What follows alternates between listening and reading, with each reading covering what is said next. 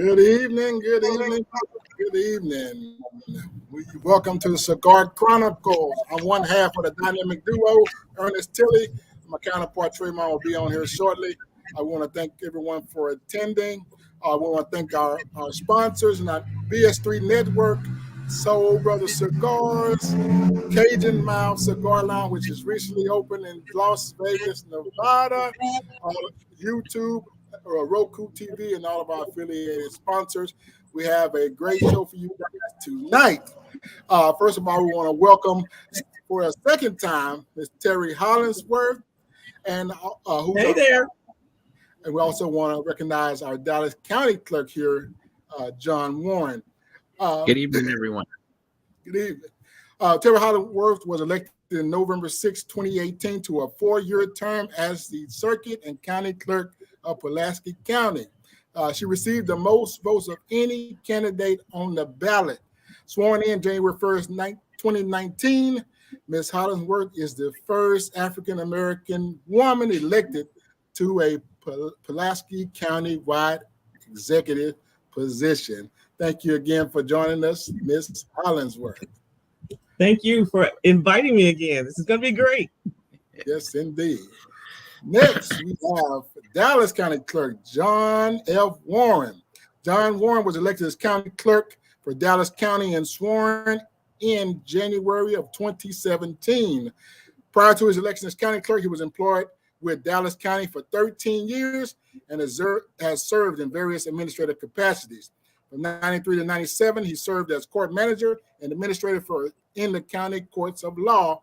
From 1998 through 2006, he served as a court administrator and system administrator for the Dallas County Civil District Courts.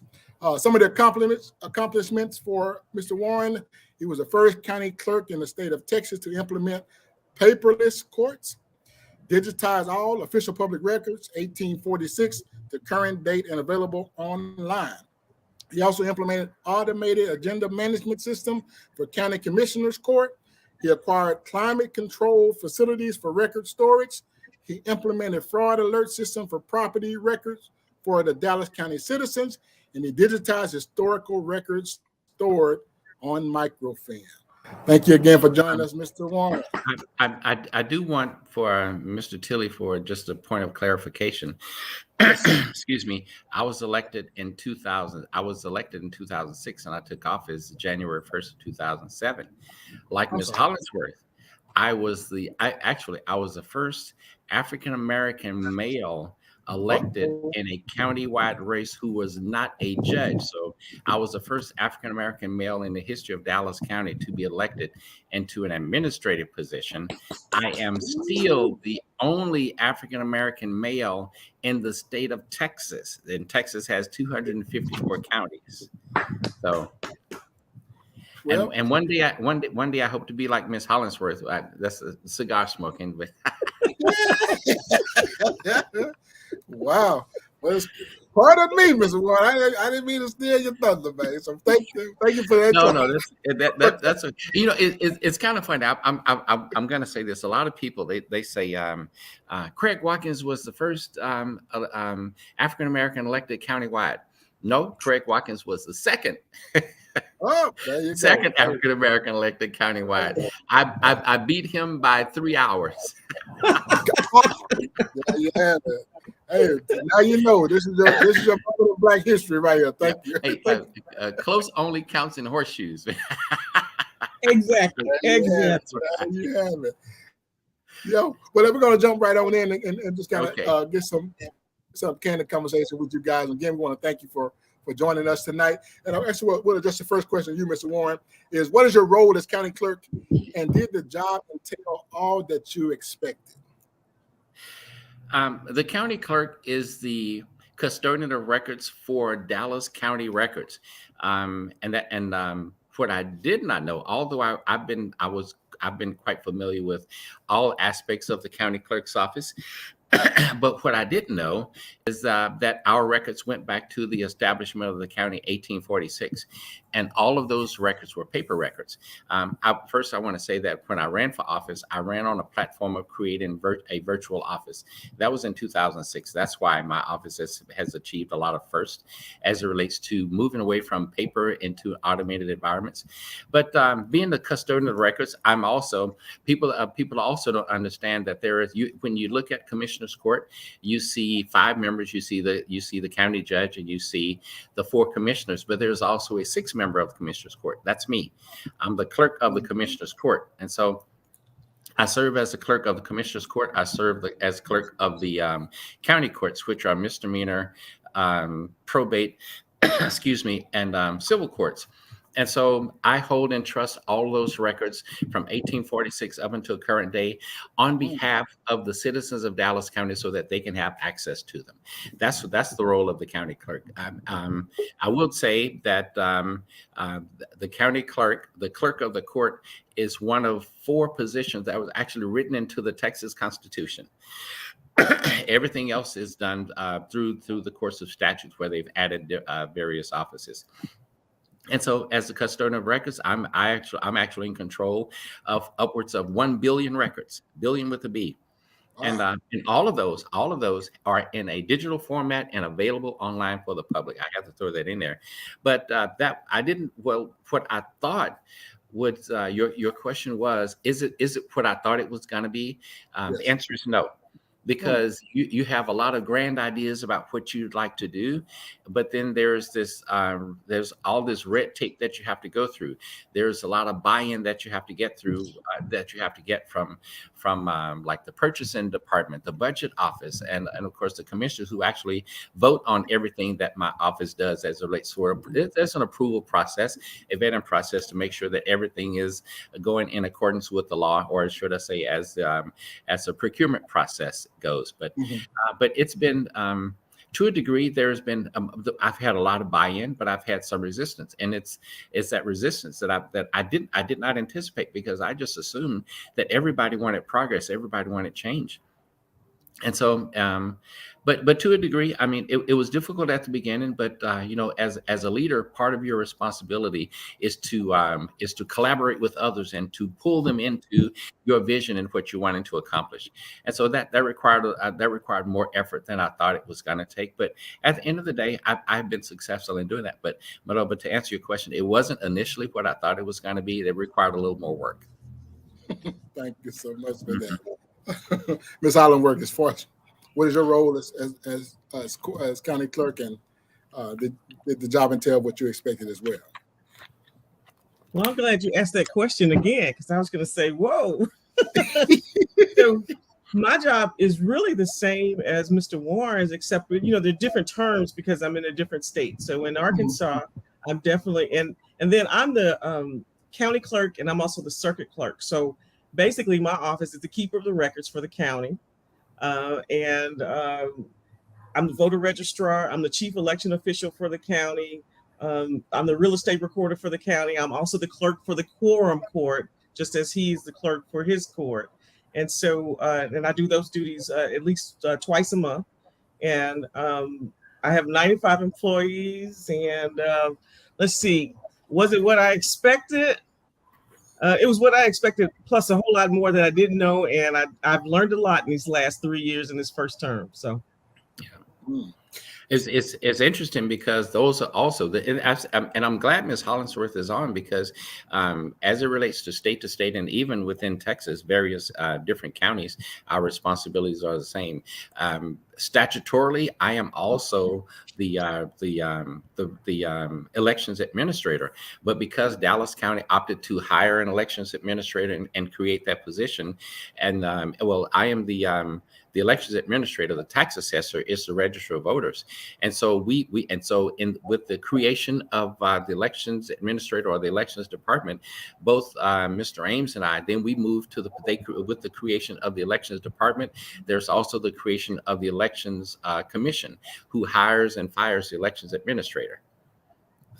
So that's interesting, because see, we have a county election commission here, and they are the ones that put on the day of election. whereas my office does the absentee balloting part. And so now there's smaller counties in Arkansas where the clerk does the whole thing, right? Even though we have the election commission, the clerk does the whole thing, but not in Pulaski County, and we're the largest county in Arkansas. What's the population of Pulaski County? The population, I believe, is, I want to say, that's a good question. I think it's about 350,000, something like that. Oh, okay. Because I know we have 230,000 registered voters. Okay. So Dallas County has a population now with the 2022 census, 3.6 million, and we actually have 1.5 million registered voters. But the problem is, and I'm not quite sure about Arkansas, and I know we've gotten totally off of his agenda, but the problem with Texas, we have 1.5 million registered voters, but we have a turnout. Just like this past primary, we barely reached over 125,000. So Texas, while people think Texas is a Republican state, Texas is not a Republican state. Texas is a non-voting state. And so is Arkansas. We're last as it relates to voting, and Arkansas's total population is probably 1.5 million for the whole state. So, there we go. So, but it's the same thing. We have 230,000 registered voters. It might be 200. I think it's actually 237,000. And we only have maybe 100,000 or less who actually come to the polls here in Pulaski County. So that's, to me, is a problem. It is a huge problem. Yeah. Wow. So I guess the question would be is what are some of the challenges of being Black as a county clerk, and how did you overcome them, and do you have any regrets? Can I go first? You go, yeah, absolutely, Ms. Oliver. I was going to yield to the lady because I was dying to hear her response. So certainly the challenge with me being the first Black clerk, I feel the pressure anyway, because I feel like I have folks who are going to definitely watching what I'm doing, but I have had the challenge, of course, of Republicans just trying to make sure that I'm not successful. I'll put it that way. There was a mistake that happened in my office during one of the last elections that probably affected maybe 10 voters. And it was just something that had to do with what's called a street file. So when they were going in trying to change some information, somebody was updating something, they hit the wrong button, and it might have made 10 people go to another precinct. Okay. So they did get a chance to vote, but the Republicans wanted to basically reprimand me to the highest reprimand so that, as I would run this time, they would say she's incompetent and that kind of thing. So I've had those kind of challenges.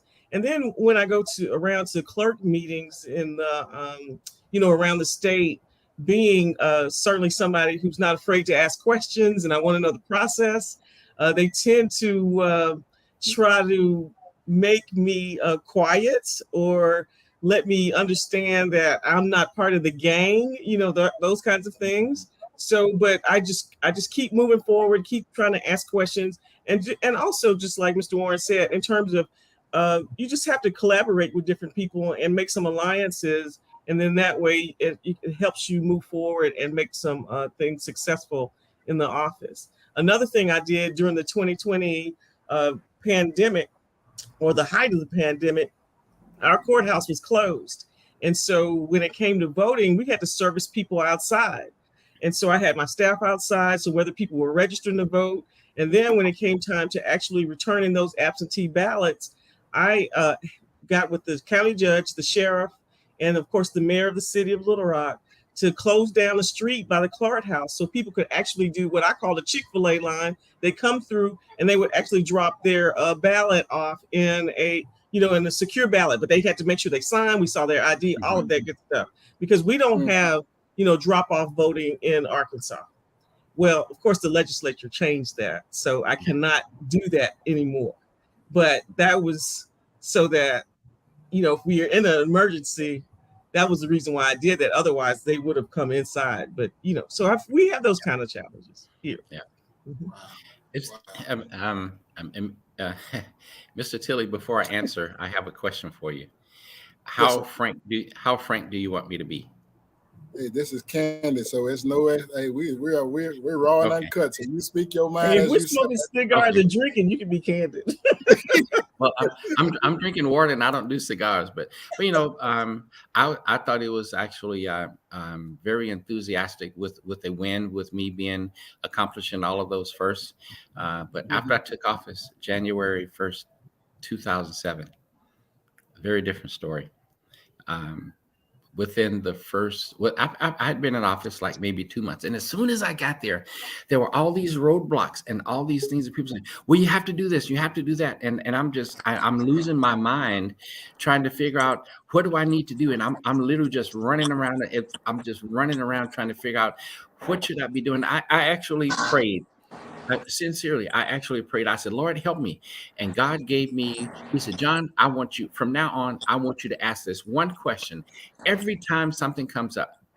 Anytime somebody would say, well, you need to do this and you need to do that. And I'm actually literally going through the government code, going through the local government code, going through the rules of civil procedure, going through the state code. Everything is, I mean, there's probably 15 statutes that I have to use that govern my office. And so God said, no, ask this one question. But anytime somebody says you need to do this, your response is show me the statute. Mhm. All of that, a lot of that went away. And I asked you, Ernest, how sincere you was in my response. After about 3 months, my chief deputy came in to tell me, and he and I were very good friends. He was well entrenched. He'd been with the county a long time, and so he came to my office to tell me. He said, Mr. Warren, and I say, man, what's up? And he said, I have to tell you what I heard. And I'm like, what's that? And he said, I understand why you've had so many hurdles. And I'm like, okay, what's that? And it took him a long time to say it. And I said, Ed, just tell me, what are you saying? What are you talking about? And he said, man, he said, a lot of these department heads, they said, yeah, I give that nigga 6 months. Whoa, whoa, Wow. Yep. Wow. wow. And you've been there And how many years? what's that? You've been there how many years? This is 16. But I because I'm a very grounded and spiritual individual. I said, you know what? I said, I'm going to take that 6 months and I'm going to give them years more than they can imagine. And Yes, so sir. Yes, sir. 16 years later, um, Cheers a, to you. a best practices award winner, the work that I've done, it's known in the 253 other counties in Texas. It's known in Austin with the Texas Office of Court Administration. My work is known with the Texas Supreme Court. My work is known at the national level, the National Association of Counties.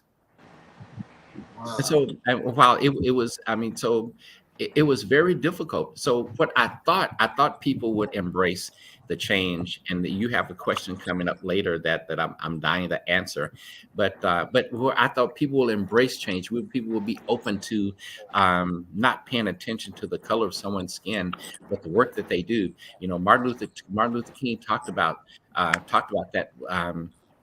Back in the 60s, and yet here we are today. This was 2007, and we were still addressing the same thing. It's 2022, and we're still addressing the same things. So, and I don't want to get off onto critical race theory and the importance of that, but Mm. but that's a story for another day. But the job wasn't what the embracing that I thought I would have gotten, because people in the county knew me. I was a court administrator and a systems administrator, but I was a very vocal individual because of my previous experience with our federal court, and my previous experience with the United States Department of Justice, Criminal Division Fraud Section. So I came to Dallas County with a whole lot of court experience and with a whole lot of technology experience. And I actually transformed the courts in Dallas County. And I thought that was significant. But there's glass ceilings and there's glass walls all around. And so it was very disheartening to think that what I was experiencing was something that you would experience. But I'm sure Miss Hollingsworth, like me, we accept those challenges and we overcome them. Man, that's a you talking about a good perseverance at its finest right there, man. We can Yeah. appreciate that. I Yeah. want to take a short pause and let, let my second half, the second temptation. Trayvon Arnold, man, thank you for popping in. I know you've been busy, man, working, so we're going to give a few words if you're welcome to My do so. apologies, man. A little old fundraiser ran over, man. So I had the incredible hook foot trying to get back, so I get settled and get on the podcast, man. But I'm glad to be on, and definitely glad to have these Yeah. distinguished guests on. Mr. Arnold, it's Absolutely. good to see you. Just want to kind of want to thank our boss man, Ben Suttereth. He's on. Good evening, sir. And we had a Facebook user that say we're in Montego Bay, Jamaica, watching your show with friends, enjoying the conversation. We definitely want to thank you for tuning in. We certainly appreciate you. I guess we'll move on forward as far as it's kind of we want to get both of your perspective as explaining the importance of voting in the local elections. And we'll start with you, Mr. Warren. Thank you very much. People don't understand, and it's kind of interesting. You have, in Texas, the number of voters that turn out for presidential elections is probably 2.5 times that number that shows up during the gubernatorial elections, what they refer to as the midterm elections. But in Dallas, the lion's share of the positions that you vote for happen during the gubernatorial election, the midterm elections that we're in now. During the presidential cycle, we have very few local elections, local elected officials on the ballot, and so people don't understand that there's very little that Washington can do about your tax rate. There's very little or nothing that Washington can do about housing for you or the state of your streets, the infrastructure of your cities.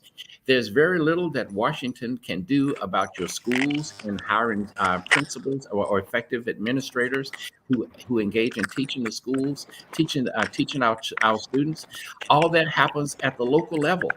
You have your municipal races where your city council, your mayors, and then your school representatives, and then at the county level you have your judicial races, you have your commissioners races, county judge races, and administrative offices such as myself. And so with those are the decisions you want. That's what impacts you most. One of the things that people don't understand is that Dallas County, I'm proud of the fact that Dallas, our commissioners court, albeit a majority Democrat now, we have it's a 4-1, but we have a very conservative court because our commissioners just don't believe in continue to tax. And so we are challenged with making sure that we are constantly improving and staying within our budget.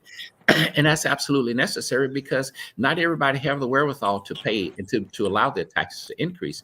But one of the things that they see, while Dallas County has a very low tax rate, that does not apply to the school districts and to the cities. If you look at the breakdown of the taxes that you pay locally, the highest one goes to your schools. And if you look at how our schools are performing as it relates to the outcome of our kids graduating, our kids going to college, all that is based on decisions that are made locally. And if people stay home and not pay attention to the vote, you are absolutely doing a disservice to yourself. And so for that expression, all politics is local. Trust me, all politics is local. It absolutely is. And so the importance of the vote, I would tell people all the time. I said, I will vote even if it's the dog catcher that's on the ballot, because the dog catcher is very important. Why is the dog catcher important? In the event you have stray dogs, and in the event that those stray dogs have rabies or anything, and those dogs are not caught and put away, then those dogs will bite people, and that means those individuals have to go to the hospital. So now they're incurring bills that they can't pay. So even the dog catcher, if the dog catcher is on the ballot, that's still an important thing because people don't understand what that actually means as it relates to how it impacts their lives. Appreciate that. So, Mr. Tilley, Ernest, John answered that question very eloquently, so I don't even need to repeat that. It's the same. I would have the same answer. Politics are local. What I really wanted to add to that is the fact that even in Pulaski County here, we've had a couple of races where folks have won by 1 or 2 votes. So that's where it really matters that when you go and vote, especially you're trying to vote for somebody who has the same value that you have, that you could be that winner, you could be that deciding vote for that particular race. So all politics are definitely local. I would like to add, and thank you, Ms. Hollingsworth, for saying that. Not only that, but not only are races close, but we have to make sure that our voters are informed. You'd be amazed of the number of people that run for office who couldn't who have no business being entrusted with the lives, being entrusted with decision making and the actions of individuals. A lot of people have personal agendas. It has nothing to do with public service. Absolutely nothing. My race, I'm in a runoff, and that definitely applies in my particular race. Yes. Yeah. Thank you for that. We got a couple of comments. Mr. Warren is a sharp brother. I'm not sure what this means. He said, "Hey, call Gita sister with a nice stogie too." Is she talking to you? That person talking to you? Yeah, I'm not sure what that is. Kind of elaborate what. I'm not just a Facebook user. I'm kind of emphasize what you mean on that. We don't really understand. Come back and comment again so we can make sure we address that comment or question. As we all know, the millennials from the age of 18 and 29 are one of the biggest groups that are registered to vote, but the lowest in turnout. How do we change the narrative and get this group out to vote? That's a great. Go ahead. That's a great question. And when I go talk to that particular age group, I let them understand the power that they have if they actually utilized it, because they are the largest population at this point in time in our United States. And if they actually band together and voted the way that they, wish to vote or vote on things that they like, they could turn this United States over. So that's what I tend to tell them about in terms of the power that they have right now in terms of their group and being the largest group, and because they have such great ideas, and also the fact that a lot of them value voting, and that's one of the things that I try to talk to young people about in terms of that being a value. Just like you want to own a house or own property one day, also make sure that you participate in this democracy and that voting is how you get it done. Yeah, and I would say the millennials, they have a very unique opportunity that I see they are allowing to slip away. If they band together, and if every millennial was stand in the mirror and talk to the person that they are looking at and say, what is it that you want to be doing at 50 years old? Do you want to be working? Do you want to be retired? Do you want to have a family? What is the quality of life that you want to have? Are the leaders that we are elected now, do you think that they are building that pathway for you to have those achievements? If not, here's one of the damages that's happened to society, and I think kind of now I think it may have been by design. They've taken civics out of the schools. Now they're starting to put it back because civics taught you government and local government, what all of that means. And so I would say as it relates to the millennials, don't just register to vote, but actually exercise your right to vote. Learn each position that's on the ballot, whether it's a judicial candidate, whether it's a county commissioner, the county judge who's the chief executive of the county, whether it's a county clerk, whether it's a district clerk, whether it's a tax assessor, whether it's a county treasurer, whatever the position is, learn what the position is, learn what the position requires, and also learn what that position means as it relates to how it impacts your life, and make sure that you learn what the candidates bring to the table, because it's going to impact your life. At some point, just like with me, when I was forced to run because God told me, stop talking about what somebody else can do when you know how to do it. And so I would say that applies to the millennials. At some point, you're going to have to step up to the plate. You may not want to do it now, but at some point, when you see that we are going in a definitely wrong direction, you're going to have to do something about it. You cannot wait for somebody else to do it. You're going to have to be that sacrificial lamb. So get ready for it, because that will determine what quality of life that you want. All right, well, you're gonna get TD. You're gonna have TD Jakes mad in a minute. Don't you say all that now. Calm down. Today, I don't know why y'all have me on here with him. I mean, man, he is just fantastic. Miss Hollingsworth, I'll tell you, I have had a hard road to hoe, and but the deal is, everything that I've learned, I would rather people learn from my experience and not replicate it, but take what I've learned and apply it to yourself, and catapult yourself further beyond that, and to be a more aggressive individual, a more decisive individual, and certainly a more impactful individual. That's good. That's good. I guess let's take it back a little bit, and let's kind of ask. We'll start with you, Ms. Hollingsworth. What made you decide to run for public office, and what advice would you give someone interested in running for public office? So I knew in the 9th grade that I wanted to run for office. I came from a family that was involved in politics on the local level. My father was on the Little Rock City Board. Bill Clinton appointed him to the Arkansas Supreme Court in the 80s. So my family, and they had friends who were always involved in politics. Lottie Shackelford was mayor of Little Rock. She was not elected like Frank Scott Jr., but she was mayor of Little Rock. We had Earl Hunter Brown, who was a state representative, Richard Mays, who was state representative. And as a kid, I worked on those campaigns. So I knew that I wanted to run for office in the 9th grade. I will tell you that my first run for office was in 2009. 2010 was the actual election. And my friend Tremont Arnold was helping me with that particular campaign. And although I lost to a civil rights attorney in a runoff by 300 votes, he was actually my father's ex-law partner. It was good. We ran a great race, and I'm proud of what we did. But then I knew that I would run for office again. And when my mother saw that the county clerk was retiring, she said, "You should run for that position." And then at that point in time in my life had taken kind of a downturn in terms of I was looking for a job and ended up working part-time at Home Depot. And I was like, "Mom, who's going to vote for somebody that works at a Home Depot?" Right? But I knew that I wanted to run for office again. I knew that I could do that work. I knew that all my journey, everything I'd done in my journey was right for this position.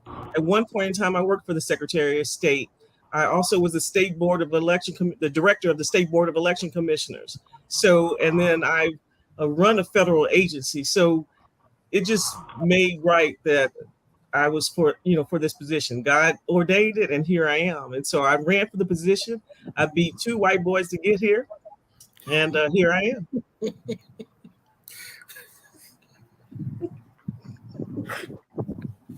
Hey,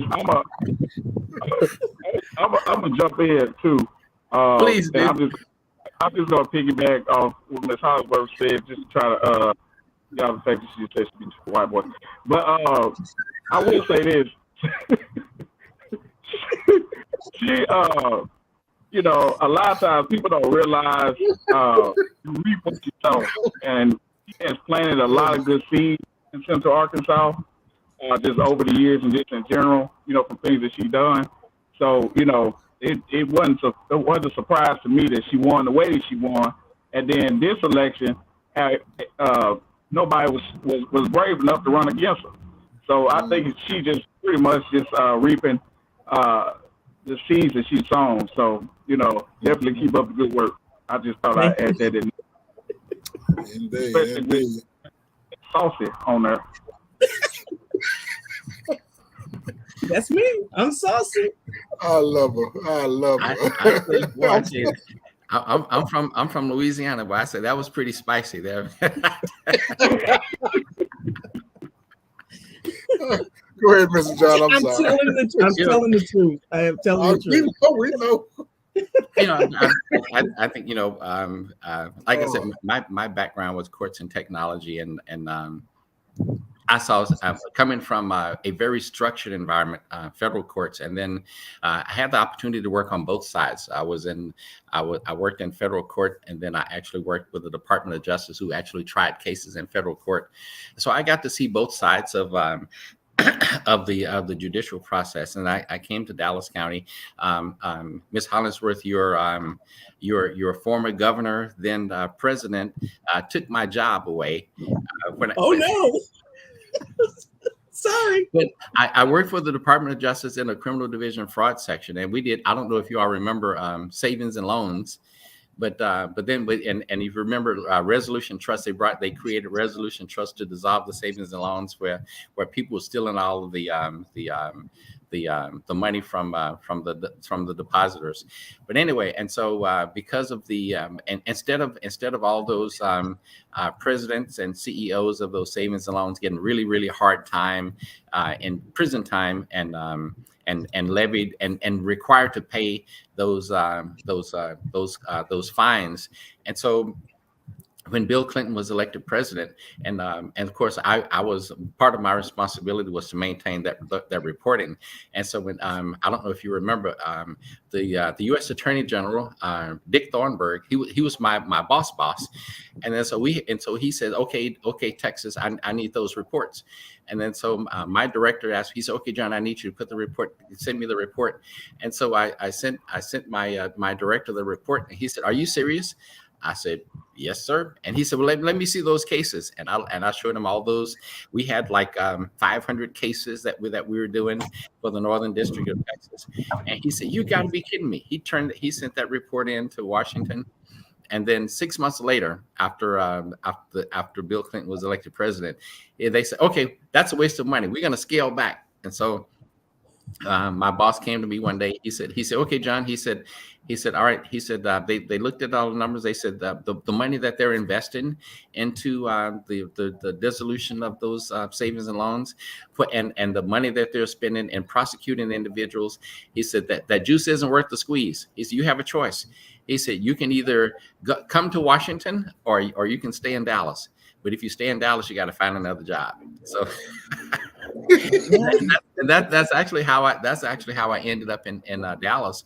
But seeing how the structure was at the federal level, and I came to Dallas County, it wasn't nowhere near that way.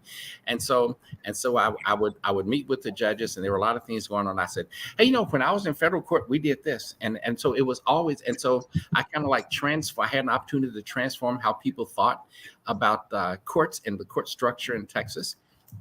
And so, and of course, I got to know a lot of lawyers. And back then, lawyers were bringing in tons and tons of paper. And I said, one day a lawyer and one day a lawyer should be able to try a case from a laptop computer. That was in 2005. I said that, and then I started recognizing all of the things that was going on in the county clerk's office, and the judges trying to work with the clerk, and the clerk didn't know anything about the office, and so didn't know how to implement any process improvements. And so I was just like, well, somebody need to do something. And God said, no, that's your responsibility. But like I said before, why would you say somebody else needs to when you know how to do it? But I just didn't want to invest any skin in the game. Because Ms. Hollingsworth can tell you, it's a sacrifice. Once you raise your hand and take that oath, you are no longer you. You belong to someone else. You belong to, in her instance, that 200,000+ citizens of Pulaski County. For me, I belong to the 3.5 million people in Dallas County. Every now and then, my family gets a little bit of me, and so, but it becomes a sacrifice. And so, but at some point, somebody has to do it. Somebody has to do it. So like Ms. Hollingsworth, she recognized that was a calling. I recognized it was a calling, and you accept the calling, and you spend more time on your knees praying than you had before. But that's what it takes to get the job done. So we ran. I'll speak for Ms. Hollingsworth. She and I ran because we wanted to make a difference. Yes, definitely. Thank you so much, man. And y'all doing an incredible job, man. This is awesome. Yeah. We have Facebook users. This is great content, and that's our goal as far as this podcast is. If nothing else, we just want to be an educational platform for folks to understand some of the jobs that some of our leaders from like I said, the city election all the way up to the president. So if we're helping at least one person, I think we fulfilled our duties with this podcast. Go ahead, Tremont. I'm sorry. Go ahead. No problem, man. No problem. I want to ask this to you too. How do we, and when I say we, I use that in all caps and with parentheses, how do we as people get past this voter suppression if our people don't even want to come out and vote to begin with? So that's a good question, and I think that it really involves educating the electorate. Today, I've done at least 2 presentations talking about the new voter laws in Arkansas, and when I'm talking to them about it, I'm telling them how they could possibly not get around. Well, maybe that's the right word, but so for instance, there's one of the new voting laws that the clerk's office has to look at the voter registration application and your application for absentee ballot. I've got to look at both of those and compare the signature instead of me looking at the poll book that the people have probably signed all these years. So let's say you're 95 years old and then you registered to vote at 18. Now, my signature has changed in the last 4 years. So I know that person's signature has definitely changed since they were 18. And we are not handwriting experts, but that's what that law ends up making my office be, is a handwriting expert. So what I've been doing is asking people to please update their voter registration applications. So if the only thing that's new is your signature, please update it. So what I'm saying is this is the education piece. And then I'm asking folks to tell somebody. And if you want me to come talk to your church group, your social group, whatever, we'll do that. But I'm just trying to do everything I can to get these folks out and certainly to let them understand what the new laws do and how they are voter suppression and how we should work our way around it. But don't stop us, because really as a people, we don't stop. And so I don't think these voter laws are going to stop us. But they do put up a barrier, and we just need to know how to jump over that barrier and move forward. I agree, but and one of the challenges that similar to Arkansas, what Ms. Hollingsworth is dealing with, Texas has Senate Bill 41. Totally restructured the voter registration process and election process. Ms. Hollingsworth talked about how they would. I mean, you have to accommodate for people who are disadvantaged. Sometimes they try to apply a single solution across the board of many different types of issues. For example, you have someone who nobody can time nobody can time when a woman is going to have a baby. And so you have a mother, a dedicated voter, and of course she's having a baby now. She's delivered. She shouldn't be out, but she want to make sure she votes.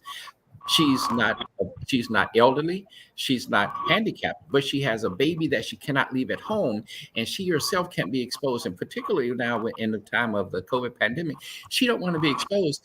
There should be an opportunity for her to receive the same same process for voting as someone who is handicapped, where they bring the machine out to you. Ms. Hollingsworth hit the nail on the head when she talked about a signature, comparing signatures from when you were 18 years old registered to vote. Sometimes I can't even recognize my signature. It may depend on but it also depends on the surface that you're writing on. It could be a hard surface, it could be a soft surface. It makes a difference. And so that should not matter. The only thing that should matter is the identification that you're presenting to an individual when you go to the polls. That should matter. But when it comes to how do we get people to go out to vote, understand, I tell people all the time, understand that voting is about dollars and cents. And it makes no sense for you to give up those dollars. And I mean, people structure voting so that they can exclude you from wealth. That's what people are not getting. It excludes you from opportunities because, John, what do you mean by that? So I'll take, right about now, we understand that there was a leak as it relates to the draft opinion that they're doing on Roe versus Wade. Now, just think about the shift on what that goes. So the Republicans, they want to stack the court with, they want to make sure that Roe versus Wade is repealed so that a woman no longer has a choice. That has a financial impact on that woman. Anytime there is a law and a change, anytime someone is trying to prevent you from doing something, understand that there is a financial benefit for them preventing you from doing that. So anytime you give up your right to vote, you are also giving up money that you could be receiving. Perfect example. I graduated from Southern University. There are a lot of HBCUs. HBCUs are severely underfunded as it relates to other institutions. Why is that? Because we have people that have no appreciation for HBCUs and the value that they bring. I tell you, I probably would not have graduated from college if it wasn't for some of those professors at Southern University, who I even had my counselor at Southern. I wasn't taking college very seriously, but my mom and dad said, well, you got to go to college. They didn't have a college education. I was like, yeah, I got to go to college. I really didn't understand what that means. And I had my guidance counselor when I was a freshman. She told me, she said, John, she said, you'll never amount to anything. And looking at my grades, you should never amount to anything. And I was like, wait a minute, you said I'm good for nothing? And so I accepted that as a challenge. But how many people, and I understand, when people care about you, they were going to chastise you, they were going to get on you. But when people don't care, think about how many kids have graduated from high school who are not able to read. That's because people don't care and they just pass them along. But when you have individuals that care and they're going to hold you accountable, that shows you that it matters. You got to make sure that we are electing people that's going to help people, that's going to help us. When we don't vote, when we give up that right, what you're saying is just like, you know what? I want to be excluded. I want to go back to the days of the caveman. Take everything away from me. But if you do that, you have no right to complain. I'm not quite sure about Ms. Hollingsworth. I get excited about this, Mr. Arnold and Mr. Silly. But I said, you know what? I said, I'm going to get to the point where when people call me complaining about a lot of things, I said, hang on a second. And I'm going to pull up the voter file and see if they voted. And if they didn't vote, I said, wait a minute, you didn't vote in the last election. Sorry, I can't help you. Oh my God. What people need to understand, in short, no vote, no voice. You don't get an opportunity to complain when you don't exercise that right. I'm going to start doing that. So we got to tell people voting matters. It's an investment in your future. Oh, I tell people all the time, voting does matter. And just like the legislature changed the law so I can't block off the street anymore, just, if we're in some kind of emergency like the pandemic, but that's good trouble. I will find a way to make sure people can bring back those absentee ballots. So I don't mind finding good trouble like that. Yeah, and my friend brother said we all need to get into good trouble. Yeah, I'm gonna say this too. I'm currently in Houston working on a campaign, and when we say that voter suppression is real, it is real. A lot of these absentee ballots and these ballots that they're coming in, they're kicking them back because they're making people have the last four of their social and their driver's license number. So if any one of those are missed, they're kicking it out. And I'm just like, because it used to be just have one on there, but now you have. But it goes back, Mr. Arnold. You're absolutely right, and it goes back to what Ms. Hollingsworth was saying, all in the name of voter fraud. Over Dallas County has, if we have 300,000 people come out to vote, and there's 2 instances, what is that really? What are you saying? There's no voter fraud, right? And in most instances, just like Ms. Hollingsworth issue, that glitch could have happened, and it happens millions of times during the course of the day in any types of systems. And so so those I would call them voter errors. That's not voter fraud. That's just those are just glitches in the system. Because I say if it's man-made, trust me, it's bound to have a breakdown at some point. Yeah, definitely. That's so true. But that's the intention, is to discourage folks to vote and to suppress the vote. So, I mean, the intention of what these voter suppression bills is happening real time. Yeah. So it's disappointing, like I said, the extent of what they're trying to do to suppress the vote and to discourage folks to vote.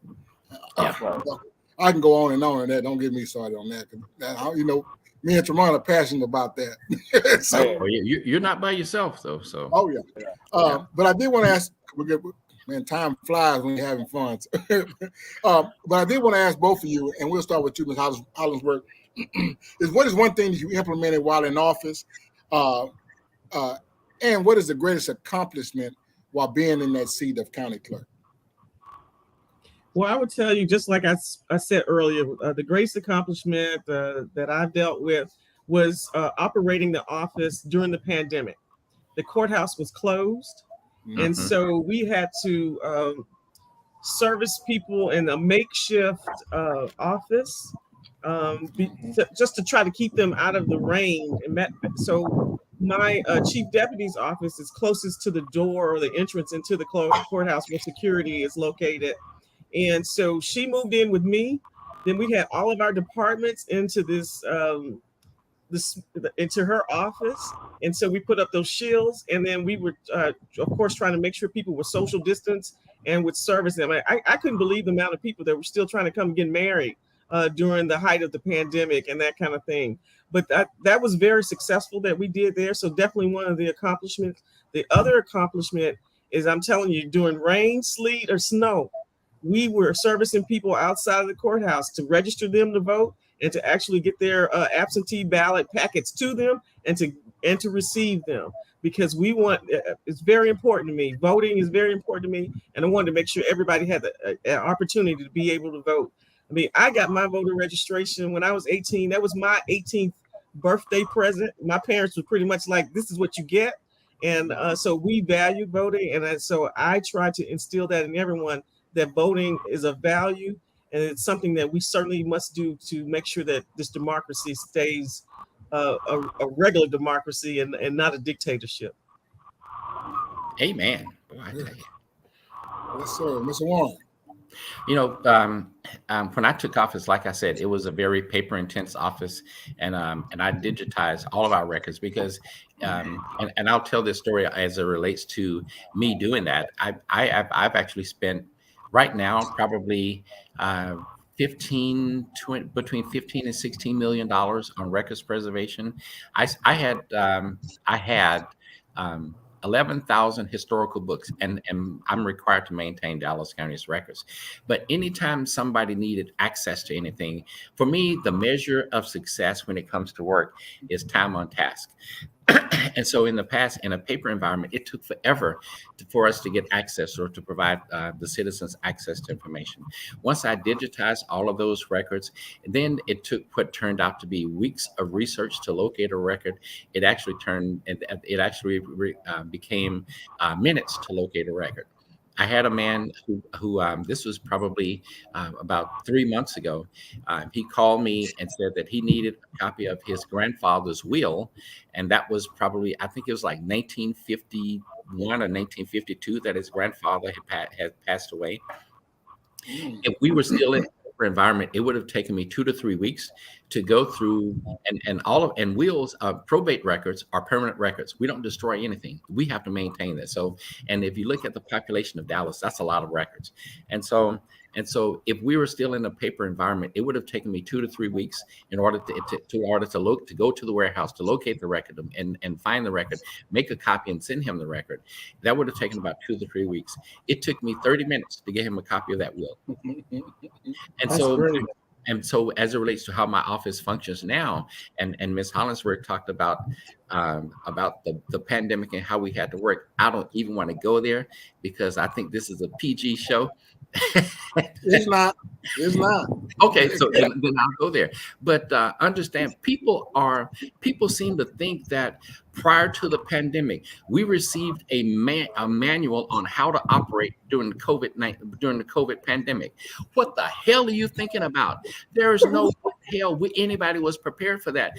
And so as it relates to, I'm sure Ms. Hollingsworth will agree, how we were able to manage making sure that we continue to provide services.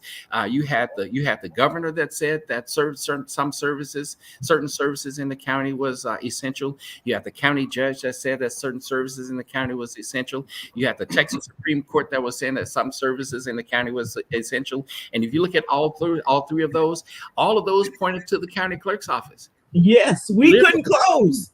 We literally we closed for a short period of time because the county judge shut down the courthouse. He had a stay-at-home order in place at the beginning of the pandemic. People seem to forget about that. And then so we had to figure out how we're going to conduct business because they were all essential. And so how are we going to do that? We literally had to change the tire while the car is still moving. We could not stop.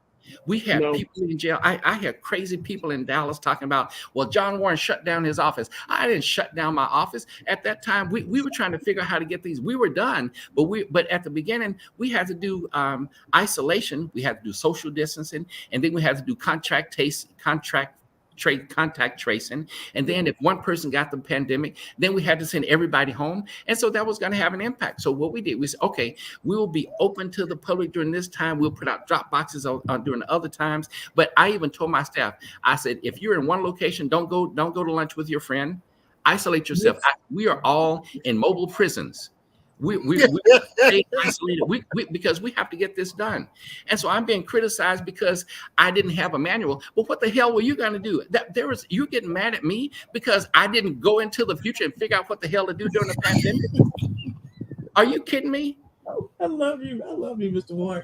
And you're exactly right. I mean, because we had to figure out, okay, this is stressing everybody out. So, all right. Some of these people had, worked this particular week. And then, I mean, we had to kind of rotate people after a while because you just didn't have a manual, like you said. Yeah. And, and I was like they get mad to hell with them. They're not running this office. Yeah. But that's why I have an opponent today, because people don't understand. There was nothing that anybody could prepare for. And then they talk, we have a high turnover rate. Did you know that McDonald's is paying a salary that is higher than some positions in the county? Wow. We lose employees because this new normal of people having the opportunity to work from home. And for a few, just like I have the average starting pay in my office for a grade 6 employee is $22,000 an hour. I mean, $22 an hour. Now, you get so they was like, well, I don't want to come down here. I don't want to do this. And then so so a lot of people are leaving the workforce, and so they'll get a job making $26 an hour, but they also get the opportunity to work from home. So that is not a $4. People need to understand this. That is not a $4 difference. That is more like a $40 difference, because now they're not paying for gas. Has gas prices gone up? Yes. So they don't have to pay for lunch because they're at home. Now, half of my staff are single mothers. Now they don't have to pay for before school care. They don't have to pay for after school care. They can go drop their kids off at school, come back home, log on to work, and go pick their kids up, come back home. And so they're saving a whole lot over the course of that $4. There's this thing called pay compression, where people have been in and we people are underpaid, but they're overworked, and a lot of people are leaving. And so there's a whole lot that we have to deal with. Blaming me for what's going on. That's like blaming the person who that's like blaming Bic cigarette lighter for someone getting lung cancer. Really? Just because you use a big lighter with a cigarette? Really? I'm like, are you kidding me?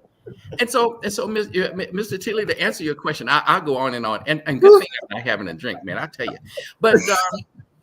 But the deal is, when it comes to, I have very tough skin. I'm from Louisiana. I have alligator skin.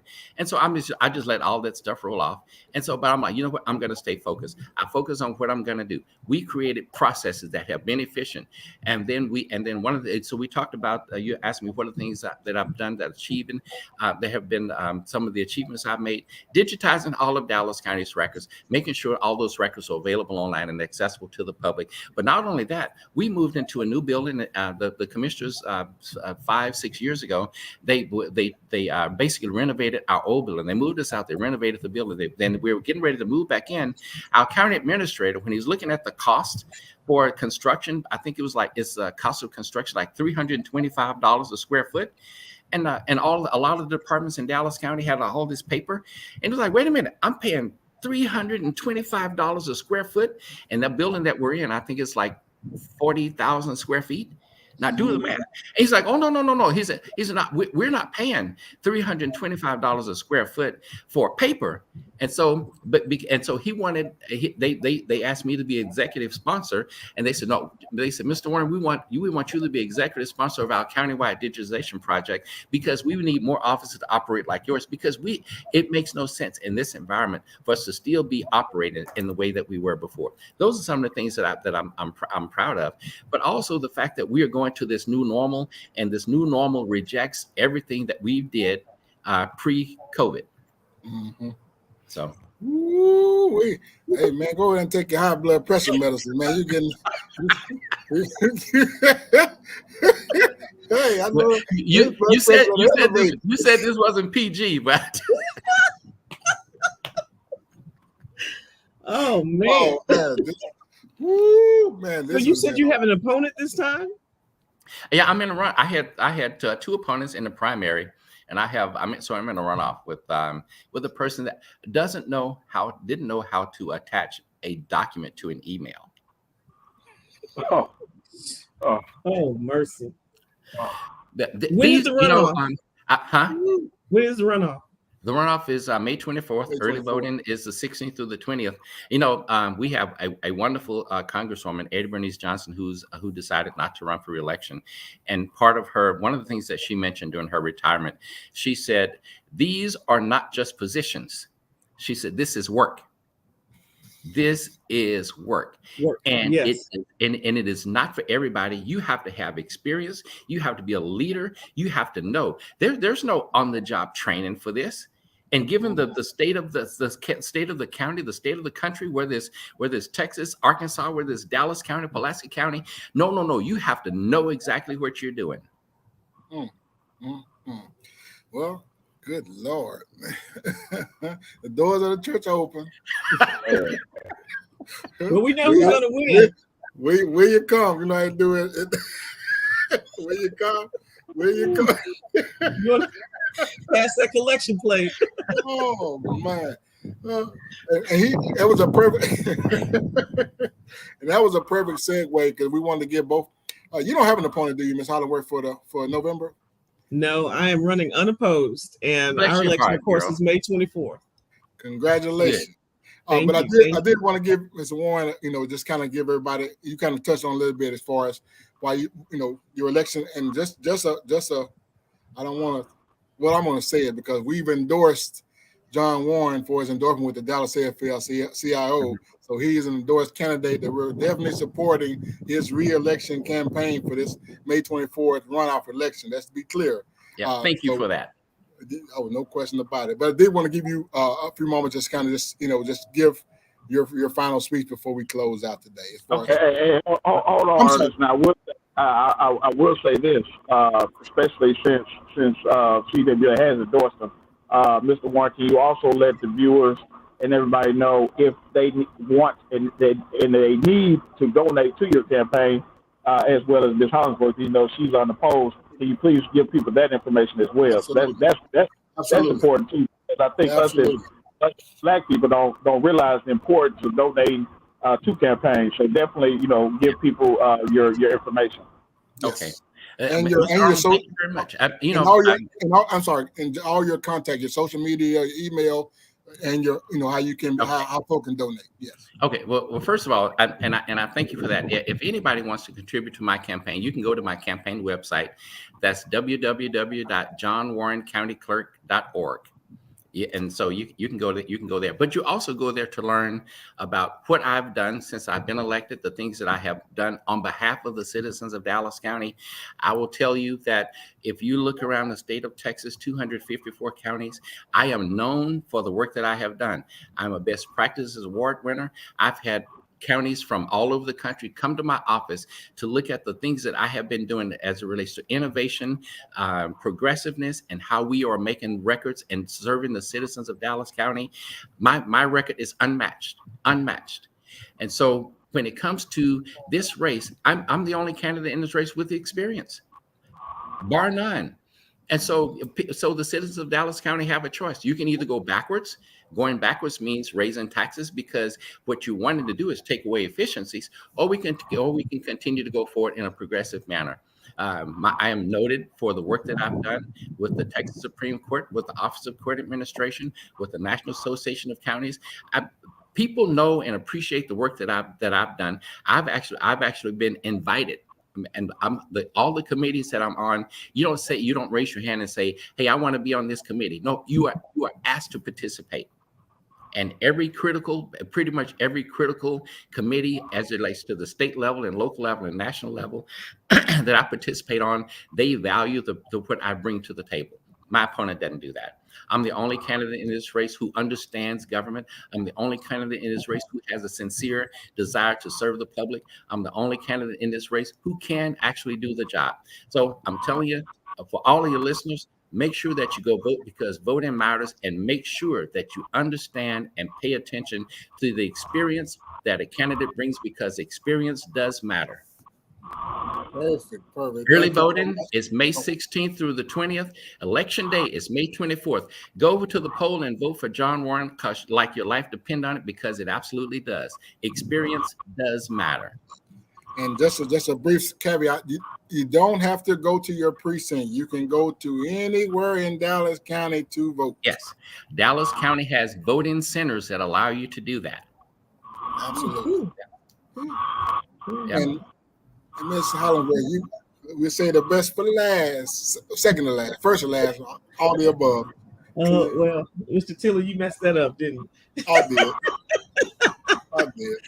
So if anybody wants to donate to my campaign, I'm sure I definitely would appreciate it. And they can go to, of course, www.voteterry.org. And certainly you'll find the link there where you can donate to the campaign. And considering I'm the only candidate, I'm definitely the one with the experience, and I'm the one. We've provided great customer service. We have already, my predecessor started the digitizing process, so we've continued that. And we're here to serve the public, and that's why I ran. And I want to make sure that I not only serve the public, but I want to teach people about how to vote and certainly why it's important to vote. So vote for Terry. Perfect. Thank you guys so much. We appreciate all the wealth of knowledge that you've given us. And I'm telling you, man, I've learned a lot from both of you today. And I think we're in good hands in the county clerk department in Arkansas as well as in Dallas County. Yes, So, Raymond, take us home, boss. All right, and definitely want to say for the viewers and everybody that's tuning in from Arkansas, we guys have a chance to actually get the first Black governor of Arkansas. So please make sure that you get out there and vote. And don't just vote in presidential elections. These local races are just as important as the presidential, because local and statewide matters are key, to get to the federal. So we definitely need to make sure that, we get out and vote in these local elections. So we definitely appreciate our distinguished guest. Ernest, we probably got to do a B-side to this, man. That was just a A-side, man. We got to bring it on. I know there are a lot of questions that you all were going to ask you didn't get to. Side B, flip it over. Let's flip this album. Let's flip this 45. I love it. We definitely appreciate it. Our sponsors, Cajun Mouth out there in Las Vegas, Nevada. My boy, Khalid over there throwing up these wing snobs all across the DFW, Crowns by Trey. And we definitely appreciate BS3 Network as well as Roku TV. We definitely appreciate everybody for tuning in. And until then, we will catch you guys next week. Thank you.